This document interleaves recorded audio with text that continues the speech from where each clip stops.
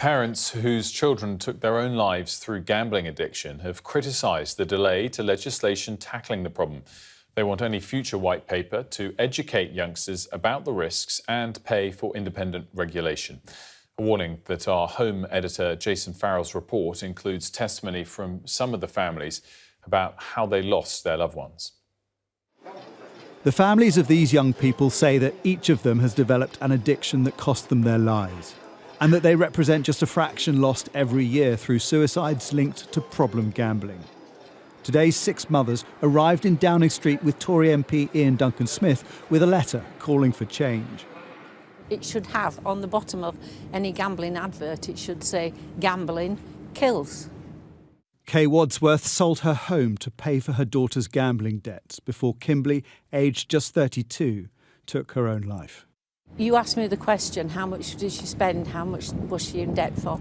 It doesn't matter whether it was 1 million, whether it was £1, she paid the ultimate price, which was her life. While the gambling world has moved with dizzying pace into the technological era, with casinos moving to our phones, legislation has been glacial.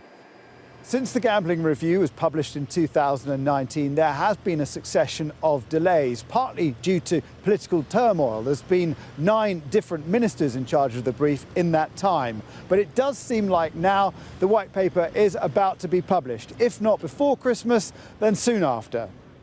These campaigners want the bill to include a statutory levy to raise money from the industry to pay for independent information, education and addiction treatment. There's already a voluntary system, but Liz Ritchie, who lost her son Jack, says it's not robust. What's wrong with the gambling messaging as it is? I mean, they do a lot of anti-gambling messaging. Well, it's not really anti-gambling, is it? I mean, it's sort of, when it stops being fun, just try and stop, or take time to think. You cannot take time to think when you have the equivalent of a heroin addiction. The industry says the number of problem gamblers are reducing, and they give £110 million a year to Gamble Aware.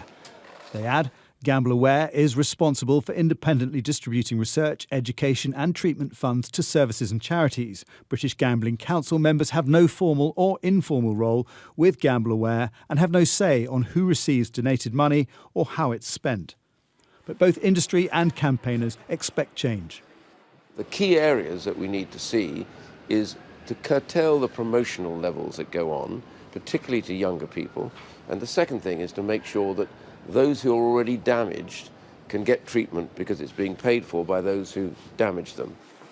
We'll find out soon whether he and these mothers have convinced the government. Jason Farrell.